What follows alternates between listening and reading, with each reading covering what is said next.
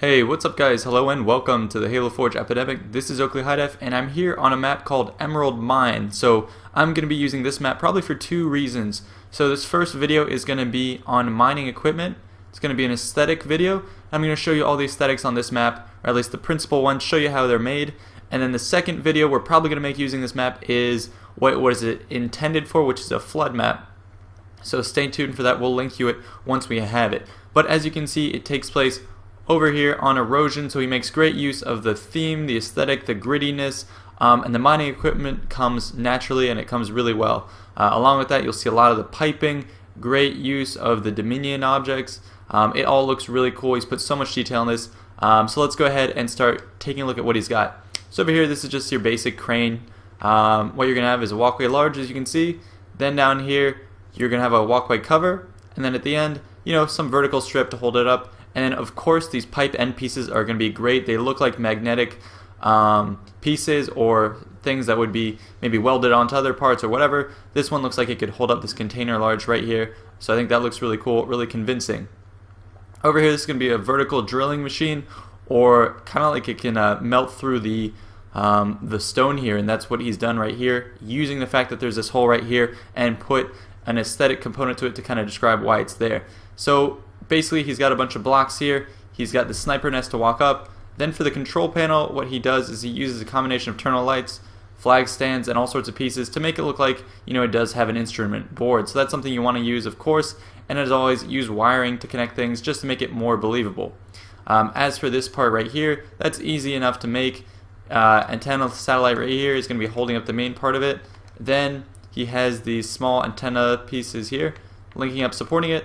And then the main thing is made out of pipe 1x2s here with a grav lift at the bottom, and then he used the pipe end right there to hold it together. Moving on, this is going to be a mineral sampling robot. I think this looks really cool. I love small nifty robots that are about human size. I love small scale details, so this one is great. And I'll go ahead and pull it apart. So the main body is going to be this strut here, and then what he did on either side is he put a teleporter frame just to be kind of the tractor wheels, and to add more to it to make it look like it has more pieces, he puts its base stripe on either side. Right there looks cool. Makes it look like that's the center of what would be the sort of the treads that move around that. Then for the body, you can see here it looks a little bit complicated, but it's actually not that bad. He puts the turret small piece here, I think the status monitor right there, and then what he does is he puts two batteries next to it to kind of seal this part off, and that puts a nice detail in the back of it. Then to make the actual drilling tip, what he does is this antenna small sits nicely right there. He has these awesome wiring pieces that came up to the front that kind of hook up to the main drill bit, and that made it kind of convincing that these might be the pressure readers or whatever. It's a lot of sensing equipment inside of it. Then for the lights, what he did is he put two of these junction boxes sort of about here for the lights, and then more terminal lights that he put over in the front, and then some more over up top, and I think that makes it look really good because this probe might be controlled by scientists elsewhere, and so they need good lighting or whatever. But yeah, I think this is really cool. I love the amount of detail that you guys put into all your creations. It looks awesome. So wiring and all the different objects here come together very nicely. So he also has a bunch of other small things that he scatters around his map. I'll say that's a good hint of stuff you want to do on all your maps. It makes it look very cool, very convincing when there's a lot more stuff just sitting around. It makes it look like you're in a really fleshed out environment. So let's go ahead and keep looking around. Over here, he's going to have another one of these cranes. Simple, very easy to make. Mongoose sticking out here. He's got the wires kind of dangling off as if it just broke, and the mongoose is about to be released. He's got some pipes that are falling and all that stuff. That's really cool. Here he made it look like they were connected before, but they've broken that and now they've sort of rolled down the hill. So always add implied motion, a story, all this stuff with your aesthetics. Over here, this is going to be another big digging machine that looks really awesome. So it's got its main arm here, which is a bunch of 5x1s put together to make a big column. So you can see right here, he put a bunch together.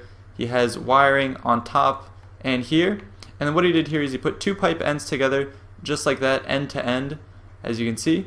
And what's nice about this is they have these little spokes, so that looks like it would spin around and kind of dig out that dirt. So that was really convincing. Now as for the main body of the piece here, I guess we'll pull this apart slowly. He's got strut pieces in the bottom foot here.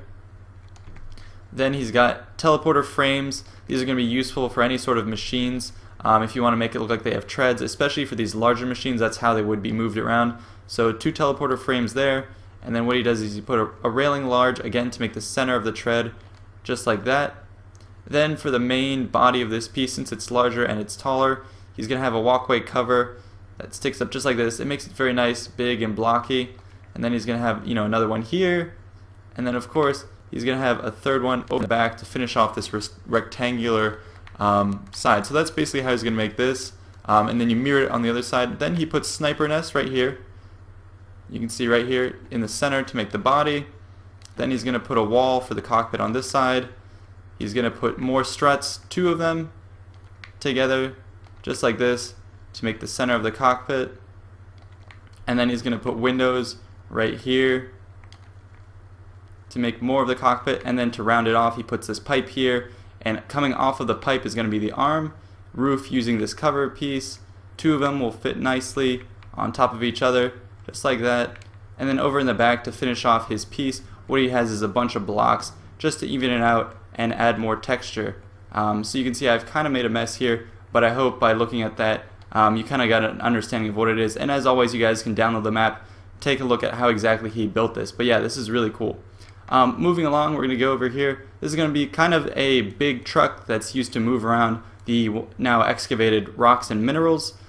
This one is really cool. Instead of treads, he used wires. So capture plate in the center, surrounded by teleporter frames. I can pull those out. So he just spun a bunch of those, 3 of them. And so he has what looks more like a circular object. So that looks nice. The front of it is going to have a tall and thin here. Then as I pull this out, he's going to have a block here. So you can change this. You can use platforms. You can use whatever you want. You can see right here, use the bridge, extra large there. And then for the back, what he has is a corner piece. And then he uses another block here to finish off what would be sort of the bed of the truck in the back. And to get this curved angling piece, he just puts another platform here. So you can see corner 4x4, and then the other blocks to finish the back. Then he fills it with rocks, and then the front is relatively easy to make. It's a series of blocks essentially. Actually, I'll go ahead and delete this just so you can see this. So what he did is he just put a bunch more blocks here, filled out the inside, and then put covers on top to finish off the texturing. So I think that looks really cool. Now we're going to move along here. This is another smaller drilling unit. What he did is he used a container large here, and then he put pipes for the wheels here, and then here this would be the drill. And then again, using a variety of pieces to change the coloring up. Corner upgrade, winged upgrade barricade, and another corner there. That's from the Dominion section. So he used a lot of different pieces to add different textures, variety, and colors. So that's what I would recommend you guys do. Thanks so much for the submission. This is a great map, and I look forward to reviewing it for Flood.